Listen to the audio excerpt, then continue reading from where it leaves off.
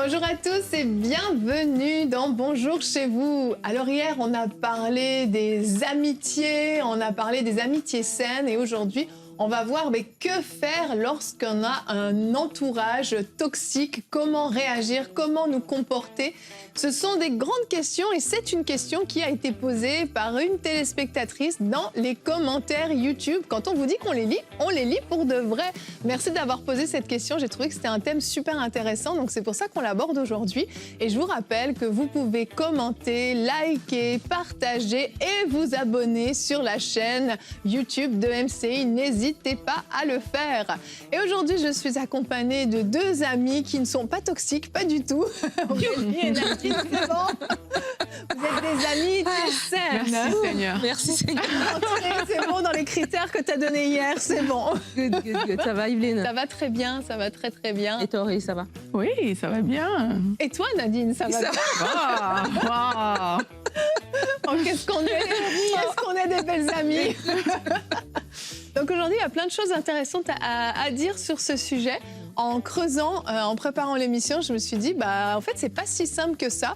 Parce que quand on parle d'entourage, alors on peut peut-être penser à un collègue qu'on est obligé de fréquenter tous les jours, mais on peut aussi penser à un membre de notre famille ou à un voisin. Il y a des personnes qui sont là dans nos vies et on ne peut pas simplement s'en débarrasser. Et il y en a, peut-être qu'on a le droit de prendre les distances et de couper la relation. On va parler de tout ça ensemble. On va voir comment fixer des limites et comment équilibrer les choses. Et donc Nadine, pour l'instant, nous te donnons la parole pour la pensée du jour.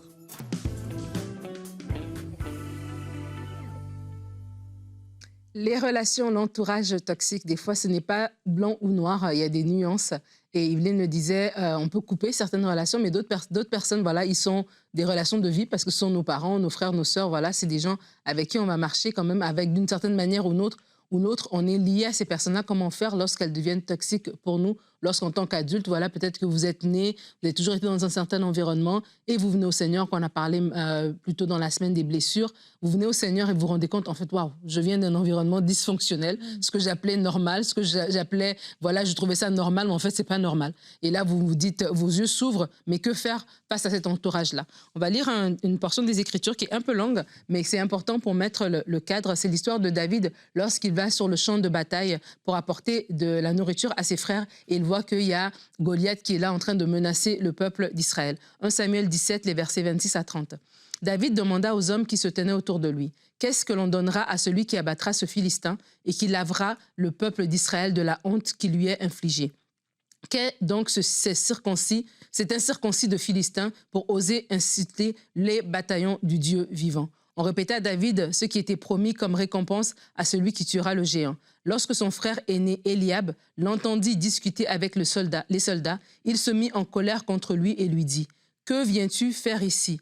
À qui as-tu laissé nos quelques moutons dans la steppe? Je te connais bien, moi, petit prétentieux. » J'ai pris une autre version parce que je sais, des fois, on la connaît par cœur. Du coup, moi-même, je la redécouvre encore. Je vois ça. Je sais lire, je vous rassure.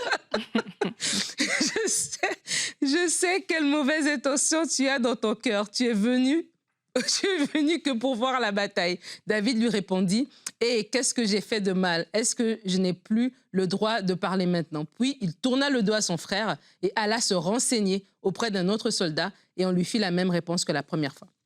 Et donc, je voulais lire dans cette version-là parce qu'à la fin, ça dit qu'il tournait le dos. Et je regrettes de l'avoir fait.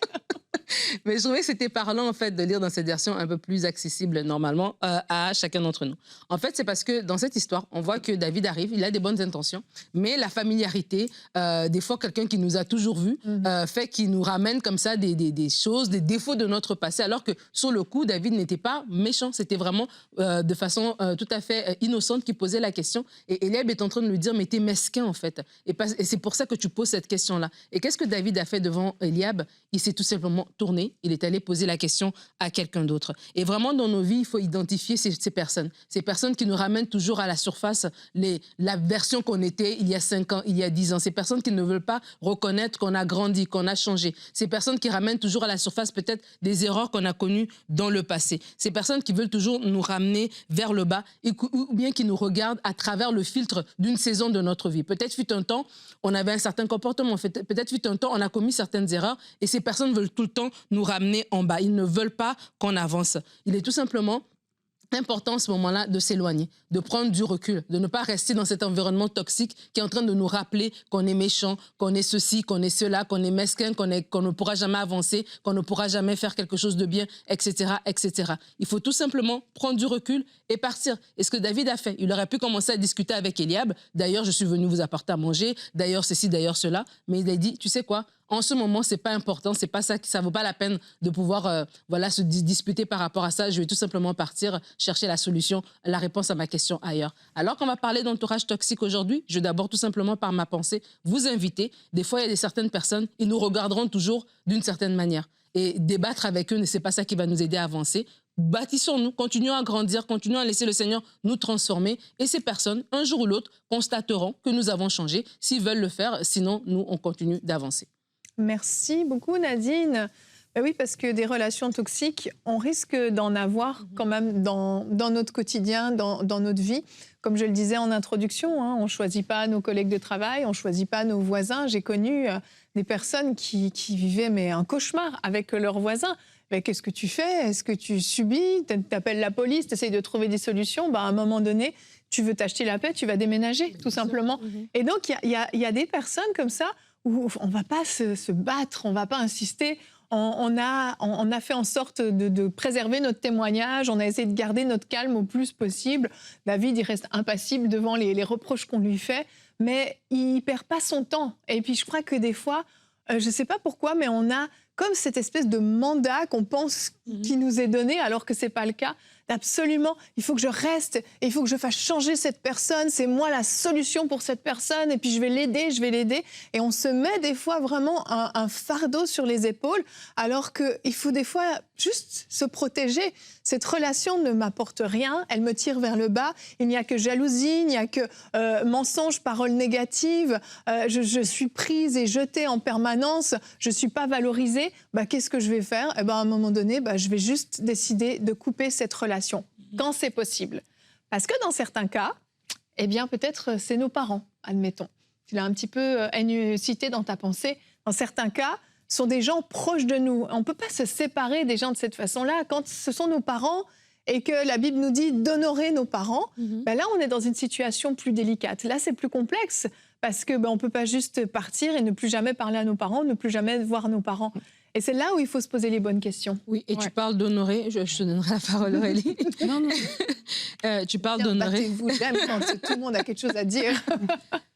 Dans les relations, tu vois, là, j'ai pris le cas d'une relation familiale parce que justement, dans une relation familiale, rentrer dans de la discussion, dans des disputes, ça va juste venir faire envenimer les choses. David est parti et puis après, l'histoire nous a dit, voilà, qu'est devenu David par la suite. Et donc, je crois que dans les relations familiales, par rapport aux parents, la Bible nous dit d'honorer nos parents. Ça, c'est un commandement que Dieu nous donne. Honore ton père et ta mère afin de vivre longtemps. C'est le premier commandement qui est suivi d'une promesse. On a une promesse d'une longue vie lorsque nous honorons nos parents. Mais maintenant, mes yeux s'ouvrent et je me rends compte que mes parents sont dysfonctionnels parce qu'ils ont des blessures. On a parlé des blessures cette semaine. Et c'est pas qu'ils sont méchants envers moi, mais ils ont grandi dans un contexte, ils ont grandi dans une certaine époque. Et puis voilà, peut-être chez eux, on réglait tout par la violence, ou bien chez eux, il n'y avait pas de dialogue, ils n'ont pas appris à communiquer. Il y a des parents pour qui, avec mon enfant, je ne peux pas parler. Même si mon enfant est adulte, c'est reste toujours le petit des 5 ans. Donc, on ne va pas faire changer quelqu'un qui a 70 ans et puis lui dire « voici comment tu dois faire ». C'est comme ça qui fonctionne. Donc, ça veut dire, moi, en tant qu'enfant de Dieu, j'ai l'Esprit de Dieu en moi. Seigneur, je veux t'honorer, je veux honorer ta parole. Donc, tu me dis d'honorer mes parents. Je veux peut-être mettre des distances, des limites, mais dans ma façon de parler, je vais être respectueux envers mes parents, même si, voilà, je vais être respectueux dans ma façon de parler. Dans le témoignage que je raconterai d'eux, je n'irai pas les vilipender à gauche, à droite, à dire comment ils sont mauvais. Même dans mes pensées par rapport à eux, je vais être dans la reconnaissance. OK, c'est mes parents, ils m'ont payé mes études, ils ont fait ceci, ils ont fait cela. Je ne vais pas toujours être en train de regarder voilà, leurs fautes, etc. Et puis après, je mets des limites. Si par exemple, je trouve que mon parent, il est trop envahissant dans l'éducation que j'ai de mes enfants, il y a des choses que je ne veux pas dire parce que je sais que, bon, si j'en parle, elle va venir, elle va tout, nanana, ça va gâcher l'atmosphère. Donc, je mets des limites saines, mais je reste toujours dans le respect et l'Esprit de Dieu est avec nous. Le Saint-Esprit va m'inspirer aussi des façons de faire. Et si la porte s'ouvre pour une conversation, je pourrais avoir. Si ce n'est pas le moment, je continue, mais je garde juste cet état d'esprit de « Seigneur, je veux honorer ta parole en honorant mes parents ». Moi, je pense que dans la famille, justement, c'est l'un des domaines qui est très difficile lorsqu'on parle des relations toxiques. Parce que autant il y a des gens qu'on peut juste se dire OK, merci, au revoir. Autant dans la famille, mais on ne peut pas le faire. Et concernant les parents, bon, Nadine a volé tout ce que j'avais. C'est pas grave. L'enseignement, la répétition, la mère d'enseignement. Concernant les parents, pour moi, la loi de l'honneur est quelque chose de très particulier. Et je l'ai appris. Je parle souvent de ça dans une saison où, quand je suis née de nouveau, j'avais eu une incompréhension avec mes parents. Donc, on n'est pas dans le niveau toxique, mais il y a eu une incompréhension. Des tensions, tu vois, mais tu vois, là, la chose qu'on m'a dit à l'église et qui m'a vraiment transformé ma façon de penser, c'était honneur. C'est tout ce qu'on m'avait dit. Et dans l'application de cette chose-là, mais ce que j'ai compris, c'est que beaucoup des personnes proches, en fait, elles font des choses vraiment sans le réaliser. Comme on a dit, il y a des yeux qu'elles posent sur toi, etc. Donc, on ne peut pas tout de suite attribuer à ces personnes-là le profil de toxique parce qu'elles ont fait ces choses. Mais si elles le sont vraiment, comme Nadine a dit, il y a des limites à mettre en place, mais on est intransigeant avec l'honneur. Et ça s'applique pour des frères, ça s'applique pour des sœurs. Et je pense que dans la gestion des relations toxiques, il y a un niveau de patience aussi qu'on doit avoir pour gérer une relation toxique qui est proche de nous. Et il y a ce niveau de patience qu'on doit pouvoir développer par rapport aux autres qui va aider dans cette relation-là à pouvoir mettre des bonnes bases, à pouvoir comme passer par-dessus certaines choses, à comprendre l'autre en face, etc.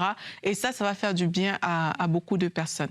Maintenant, si je laisse de côté de la famille, il y a des relations que, oui, il faut immédiatement enlever de ta vie des personnes qui te poussent toujours à pécher, des personnes qui te tirent vers l'arrière, qui sont un frein à ta foi. Ce type de personnes-là, mais c'est sûr que ce n'est pas des membres directs de ta famille, c'est sûr qu'il faut s'en éloigner. Et si ça arrive dans la famille, il y a aussi une façon de les gérer, comme on a dit, qui est toujours dans cet honneur-là que Nadine a expliqué. C'est ça, c'est que en fait, c'est pas parce que quelqu'un nous traite mal qu'on a le droit de maltraiter en retour. On peut regarder notre verset du jour qui est dans Éphésiens 5 au verset 15. Autrefois, certes, vous apparteniez aux ténèbres, mais à présent, par votre union avec le Seigneur, vous appartenez à la lumière. Comportez-vous donc comme des enfants de la lumière, car ce que produit la lumière, c'est tout ce qui est bon, juste et vrai. Et en fait, on peut facilement se compromettre en fait, dans des relations justement toxiques, particulièrement quand c'est en entourage proche, parce que ce sont des personnes de qui on est proche, donc on est vulnérable. Elles peuvent nous attaquer et ça vient directement dans le cœur parce qu'il y a une proximité, il y a un amour quand même qui est très fort. Et on peut facilement tomber en fait dans des attitudes qui n'honoreront pas Dieu, où on est en train de passer complètement à côté de l'objectif. Et c'est là où il va falloir faire attention. Donc ces limites qu'on va poser vont nous permettre à nous aussi de ne pas sortir de nos gonds et puis d'aller trop loin et de dire des choses qu'on va regretter après.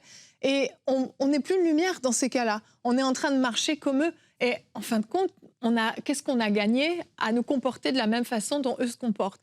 Et c'est là où il va falloir être exemplaire. Et franchement, quand je pense à David, pour rester sur lui, c'est vraiment un sujet que je veux prendre le temps de méditer profondément.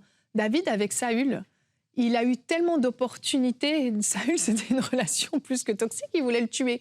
Mais il a eu tellement d'opportunités de mal se comporter vis-à-vis de lui. Mais il a refusé de se compromettre malgré cette souffrance qu'il vivait et il a préféré fuir plutôt que de subir, mais plutôt aussi que de devenir comme Saül et de se comporter comme lui et de finir par lui-même le tuer dans un combat ou autre. Et en fait, les relations toxiques vont avoir cette fâcheuse tendance à nous pousser justement à mal nous comporter, à être dans la réaction parce qu'on va être blessé, on va être offensé. Alors, soit on s'écrase, dans certains cas, c'est ce qui arrive, et là, c'est pas mieux, parce qu'on s'écrase, donc on devient complètement dominé. Mais soit on devient, nous aussi, extrêmement agressif, extrêmement piquant, et il y a une espèce d'atmosphère qui se développe dans la maison. Je pense même à une relation de couple, là, si je vais plus loin. Le cas d'un mari ou d'une épouse toxique, malheureusement, ça arrive. Il y a une ambiance qui va s'installer dans le foyer et on va être en train de se piquer l'un et l'autre, de se descendre l'un et l'autre. Ça va être catastrophique, ça va être pire. On va dire, oui, mais moi, je ne me laisse pas faire. Il est hors de question que je me laisse faire. David s'est pas laissé faire, mais il a tourné le dos. Il n'est pas rentré dans la discussion. Il n'a pas commencé à vouloir absolument prouver qu'il avait raison, prouver et lui dire oh, tu me parles pas comme ça, là, ma espèce de... Et rentrer là-dedans. Il a choisi simplement de tourner le dos. Et je crois que des fois, on a besoin vraiment d'une sagesse supérieure dans des relations desquelles on est très proche, dont on ne peut pas s'éloigner. Il faut demander à Dieu la sagesse, il faut demander à Dieu la maîtrise de soi pour être capable de ne pas tomber et pas se compromettre. Ouais. Et puis, il y a aussi... il ne faut pas aussi avoir peur de dire des conditions à certaines personnes. Que oui, j'aimerais que notre relation continue, mais sous telles conditions. Exactement. Et si ces conditions, tu ne les respectes pas, ben, la relation, elle ne va pas continuer, en fait. Oui. Et je crois que parfois, on a peur de parler, tu vois, des personnes parfois toxiques dans certains cas, vont peut-être prendre beaucoup de place, etc. Et parfois, on a peur de parler, on ne veut pas dire que, ben, regarde, voici comment moi je me sens et voici les conditions que je mets. Mais je pense que dans certaines circonstances, il faut pouvoir poser nos conditions et ne pas avoir peur. Tu vois, ne pas avoir peur de dire non parfois lorsque justement la condition n'est pas remplie. Oui. Ne pas avoir peur d'arrêter à ce moment-là la communication et de dire que mais là, en fait, la condition n'est pas remplie. On est en train de outrepasser des limites qu'on a posées. C'est ça, c'est une façon de se protéger. Hein. Exactement. Le psalmiste va dire au psaume 120, le verset 6, « Assez longtemps mon âme a demeuré auprès de ceux qui haïssent la paix. Ils sont pour la paix, ils sont pour la guerre dès que je parle. Je suis pour la paix, mais dès que je parle, ils sont pour la guerre. » Et en fait, assez longtemps, moi, ça me parle beaucoup. Oui. Parce qu'il y a un moment donné, il faut s'arrêter et puis faire un état des lieux, tu vois. Et tu parles, par exemple, du couple. Je crois aussi que nous-mêmes, on doit avoir une vision de comment doit être notre maison. Et donc, quand la maison ne reflète pas, le foyer ne reflète pas la vision que Dieu nous a donnée, que la parole de Dieu nous montre qu'un foyer doit être un endroit paisible, je dois comprendre que je ne suis pas en train de lutter contre la chair et le sang, mais contre des principautés, etc. Et donc, je me mets dans la position « assez longtemps mon âme a demeuré ». Là, maintenant, Seigneur, quelle est la stratégie que tu me donnes? Et c'est là que j'aurai le courage. Je n'aurai pas peur de dire « écoute, mon amour, je t'aime ». Mais pour qu'on avance, il faut ceci, cela. Et donc, j'aurai la sagesse peut-être de ne pas réagir. Comme tu dis, je suis piquée, j'ai envie de répondre. Et puis voilà, tout le monde parle français ici. On peut tous bien, le faire. Mais là, je comprends que non. La bataille, elle est beaucoup plus longue. Le champ est beaucoup plus grand. Donc ici, aujourd'hui, j'ai la sagesse de me taire. Demain, j'aurai la sagesse de dire un mot. Après, demain, j'aurai... C'est ça qui va me motiver, en fait. Et quand on parle de toxique, à sa définition, veut dire quoi? Quelque chose qui est toxique, c'est quelque chose qui est nuisible. C'est quelque chose qui vient polluer, quelque chose qui est sain. Donc, ça veut dire que dans une relation qui est toxique, moi, je suis sainte, je suis saine. Je dois, de toutes mes forces, empêcher que ce venin entre dans mon cœur. Exact. Et donc, des fois, il va falloir que je me protège dans mes pensées. Il va falloir que je dise à haute voix ce que la parole de Dieu dit de moi. Si je suis dans une relation, peut-être où je suis constamment rabaissée, etc. Et puis après, oui, il faut que je prenne les outils. Des fois, on est très passif et on est des victimes éternelles de mon ami est toxique, ma maman...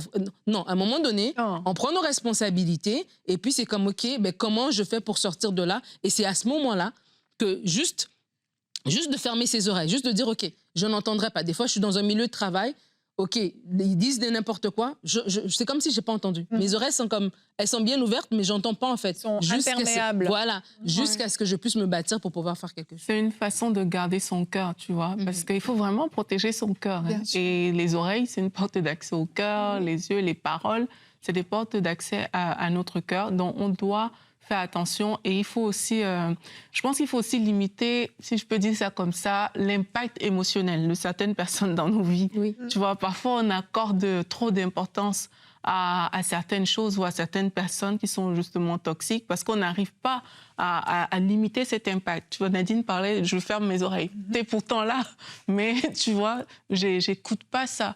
Et je pense que c'est une attitude qu'on doit avoir par rapport à cet impact-là, c'est de dire, ben, je ne me laisserai pas affectée par la toxicité. Toxicité. D'en face. Pardon, moi, j'y arrive plus. Je ne vais pas me laisser affecter par ça. En fait, je ne vais pas laisser ça rentrer dans mon cœur. Parce que je pense que l'enjeu, par rapport au thème, comment réagir devant des personnes toxiques, c'est que, ben, comme elle a dit, ça te nuit. Oui. Ça crée des choses à l'intérieur de toi. Mais à un moment, il faut aussi apprendre juste à garder son cœur, à ne pas laisser tout rentrer à l'intérieur, à juste se protéger soi-même et dire, mais il y a des choses que je ne prendrai plus. Il y a des des choses que je décide que ça ne me touche pas, en fait. Ça ne m'affecte pas parce que c'est ça qui me permet de garder mon cœur. Et je pense que si on commence à mettre ça en place, ben, ça va nous aider, en fait. Peut-être au début, ce ne sera pas évident parce que quand la personne est proche, etc., c'est difficile de dire que ça ne t'affecte pas, mais il y a des décisions qu'il faut prendre pour pouvoir limiter cet impact émotionnel. Oui. Et je pense que c'est important quand même aussi de parler des relations amoureuses, mais avant le mariage. Je vais en parler parce qu'une relation qui est toxique dans les fréquentations ou dans les fiançailles va être catastrophique dans le mariage. Et parfois, sous couvert de l'amour, sous couvert même de la chrétienté, sous couvert de tout ça, on tolère des choses qui sont absolument intolérables. Et j'ai vraiment envie de parler à quelqu'un qui est dans une relation de ce type-là. Tu n'es pas encore marié, mais tu projettes de te marier avec cette personne, mais cette personne te rabaisse, t'humilie, est dure avec toi, te fait te sentir moche, peu importe. Toutes ces choses-là, c'est des choses qui sont inacceptables. Et si tu les acceptes maintenant, imagine ce que ça va donner dans le mariage. Et j'aimerais vraiment te dire de bien réfléchir, et j'aimerais même te dire de partir, mais ça reste ta décision. Mais si je devais te conseiller personnellement, je te dirais, laisse cette relation. Quand on est dans le cadre du mariage, on est dans un contexte qui est quand même différent. On va tout faire pour sauver le mariage parce qu'on s'est engagé. Il y a un lien, il y a quelque chose de sacré dans le mariage, donc on va tout faire. Et encore, là aussi, il y a des limites quand votre vie est en danger. Vous devez vous protéger, vous devez partir pour vous protéger. Mais je vais rester dans un contexte où la vie n'est pas en danger, mais où c'est très difficile. C'est important de comprendre qu'une fois qu'on a fixé les limites dont on parlait tout à l'heure, ces fameuses limites de dire « moi, sache que si tu me cries dessus de cette manière-là, je vais m'en aller, je vais me protéger. » Ça ne veut pas dire que je vais divorcer, mais ça veut dire que je vais me protéger, je vais m'en aller et ensuite il va falloir qu'on parle pour mettre des choses en place. Si tu lèves la main sur moi, voici ce qui va arriver. Si tu fais telle ou telle chose, vous fixez vos limites. Et on se met d'accord dans le couple et on dit voici ce qui est tolérable et ce qui n'est pas tolérable dans notre couple. Et quand les limites sont dépassées, mais une limite n'est pas faite pour être dépassée. Si la limite est dépassée, ça veut dire que la personne ne te respecte pas.